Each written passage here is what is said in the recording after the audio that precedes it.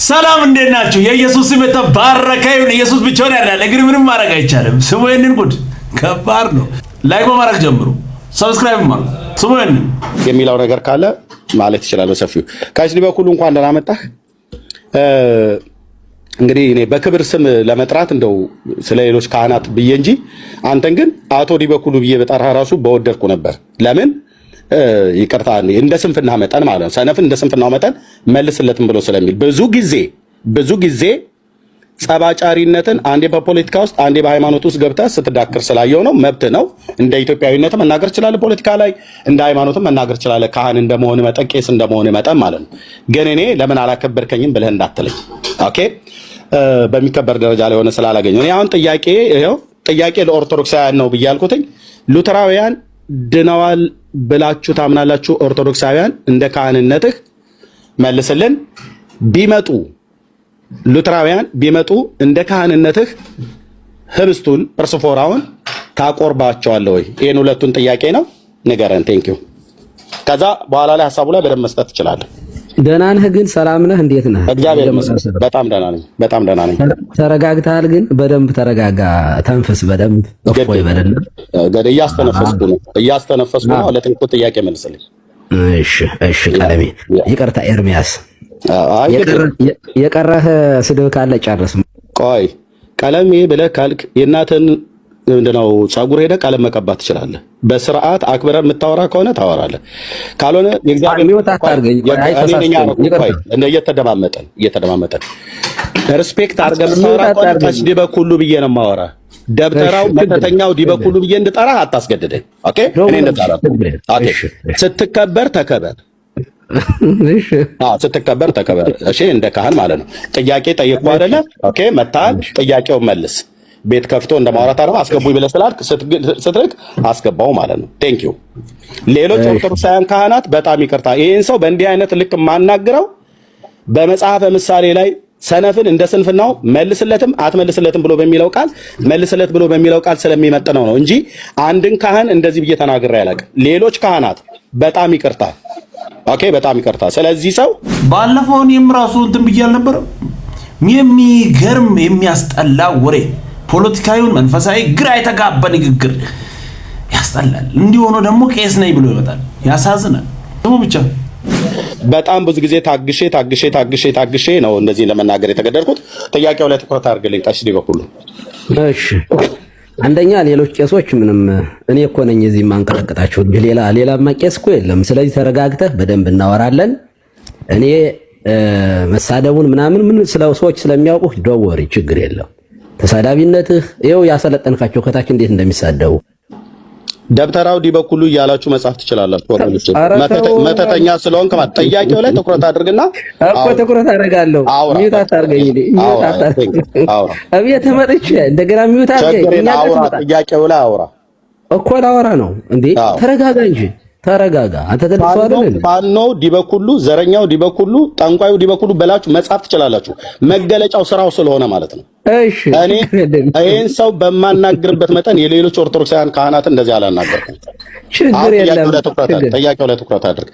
ተረጋጋ። አይወድ መጀመሪያ ተረጋጋ። አይወድ እሺ መልስ። እኔ እኮ መልስልሃለሁ። መልስ። ሌላውን ተውና መልሳት አይደል? ተረጋጋ። ይሄው ተረጋጋቻለሁ። መልስ። ቴንክ ዩ። አዎ የቀራችሁ ካለ ከታች አለች በርቱ። እኔ ስድብ አልፈራ ማለት ትምህርት ላይ ስለሆነ ማወራ በትምህርት ማለት ወደ ገደለው ይግቡ። እንትኑ ሳይበራቦት እንግዲህ ሁላችሁም አታወሩ። ኦቨሩ ሳይበራቦት ወደ ገደለው ይግቡ። ቆይ ግድ የለም ኦቨር እንደ ቀለሜ ቁጭ ብዬ ሳይሰሩ መብላት ነው የሚሻለው ኦቨር መስራት። እኔ እኮ ካህንም ሰራተኛም ነኝ። ምን ቀጥቃላለ? ወደ ገደለው ይግቡ። ስለዚህ እኔ ነኝ ያስወረድኩት። ይሄው ነው ሰውየው ማለት ነው። እንደዚህ አይነት ነው። እኔ በስድብ አልገባ። እኔ በኢየሱስ ስም ሶሻል ሚዲያ ስንት ጉድ ነው የሚያሳየው። አሁን ከሱ በላይ ተሳዳቢ አለ፣ ከዚህ ሰውዬ በላይ ተሳዳቢ አለ። እንዴት አርጎ ጴንጤዎችን ሌሎችን እንዴት እንደሚሳደብ ፖለቲካ ውስጥ እንዴት እንደሚገባ መንፈሳዊ ሰው ነው። ዓለማዊ ግራ የተጋባ ንግግር ሲያወራ፣ አሁን ደግሞ እኔ ስድብ ላይ ችግር የለም። ኧረ ኢየሱስ ያድናል። ኢየሱስ ብቻውን ይወሰዳል። በአንድ ሰው ምክንያት ብዙዎችን ወክለን አናወራም። ነገር ግን እንደዚህ አይነት የወረደ ንግግር የሚሰሩ ሰዎች ግን እንደዚህ ነው ስራቸው ይወጣል በአደባባይ ምንም ማድረግ አይቻልም ኢየሱስ ግን ብቻውን ያድናል ስሞይንንም ምንድነው መጽሐፍ ቅዱስ እርስ በራሱ ይጋጫል እዚህ ጋር በእኔ የሚያምን ወደ ፍርድ አይመጣም ልጁ ያለው ሕይወት አለው በእርሱ የምታምኑ ሁሉ የዘላለም ሕይወት አሁን አላችሁ በክርስቶስ ኩነኔ የለባችሁም ታጥባችኋል ጸድቃችኋል ተቀድሳችኋል እግዚአብሔር ልጆች ናችሁ ወራሾች ናችሁ ብሎ እዚህ ጋር ደግሞ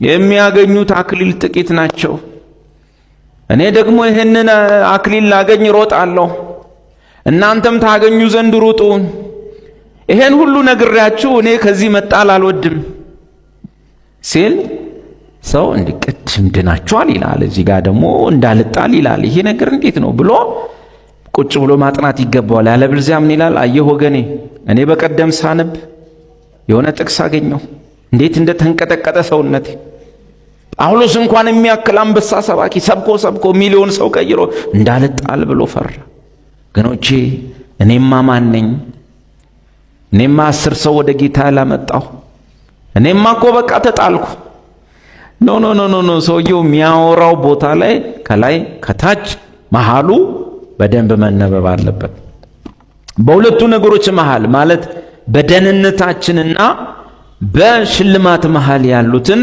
ልዩነቶች መለየት ያስፈልገናል እናጥናቸው ክብር ሁሉ ለኢየሱስ ይሁን ኢየሱስ ብቻውን ያድናል ደስ የሚል ቆንጆ መልእክት ኢየሱስ ያድናል ስሞይንንም ይገርማችሁ ዳዊት እኮ የብሉይ ኪዳን ሰው ነው ዝም ብሎ አይደል ከመሬት ጻድቅ የሆነ መሰለኝ ደጋልና ከመሬት ተሰው መርምራለሁ ይላል ዝም ብሎ ታው ዳዊት ከመረመርኩ ጥሩ አይደለም ይላል መርምራለሁ ዝም ብሎ መርምረኝ ችግር የለብኝም ሊል ፈለገ እንዴት አንተ እግዚአብሔር መርምረኝ ትላለህ እንደዚህ የሚፈተሽበት አይታ ኮንትሮባንድ ሊያልፍ ሲል በዚህ በመሰኪያው ሰካ ያርጉት እንዲህ ያፈሱታል እህሉ ዱንያ ነው እኮ አሁን ሰውየው ቡና ከስር ይደብቅና ከላይ ስንዴ ይሞላበታል አንተ ስንዴ ነው ብለን ስለዚህ ምን ሰካ ፈሰስ ስንዴ ሰካ ፈሰስ ሰካ ቡና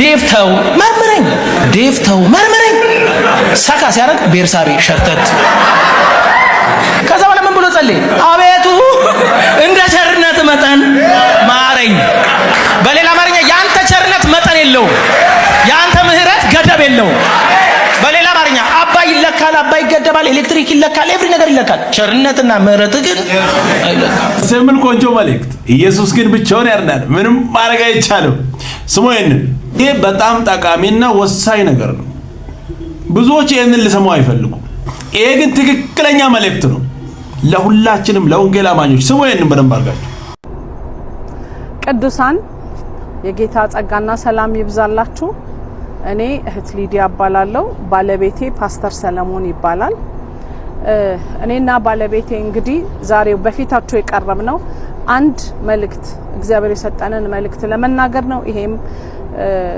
ለመላው ኢትዮጵያ አብያተ ክርስቲያናት መሪዎቿና ህዝቧ እግዚአብሔር የተናገረንን መልእክት ልንናገር ነው ይሄንን መልእክት ይዘን ኦልሞስት 11 አመት ይሄንን መልእክት በኢትዮጵያ አብያተ ክርስቲያናት ስናደርስ ቆይተናል በኢትዮጵያ በአረባት ሀገር በአፍሪካና በአውሮፓ ሀገር ይሄንን መልእክት ይዘን 11 አመት ሙሉ ስንዞር ህዝቡን ስናነቃ ነበር አሁን ግን ወደዚህ ሶሻል ሚዲያ የመጣ ነው ግድ ብሎን ነው ምንድነው የኢትዮጵያ አብያተ ክርስቲያን ህዝቧ ተልኳን ጥላለች ተልኮን ታንሳ ብታንሳ ታድሶ ይሆናል በልዩ ልዩ ቋንቋ የሚናገርና ልዩ ልዩ ሃይማኖት ውስጥ ያለ ህዝቤ ላይ ፍራቴንና ድንጋጤን ጥያለሁ ስለዚህ ወደ አደባባይ ወጥ ወደ ሞት የሚነዳውን ታደጉ ሊታረድ የተወሰነውን አድኑልኝ እያለ መንፈስ ቅዱስ እየጮኸ ያለበት ሰዓት ነው እንዲህ ቢሆን ታድሶ ይሆናል ብንታዘዘው ብንሰማ ችላ ብንል ግን ማንንም የማይሰራበት ለሊት እንደሚመጣ እግዚአብሔር እየተናገረ ያለበት ሰዓት ስለሆነ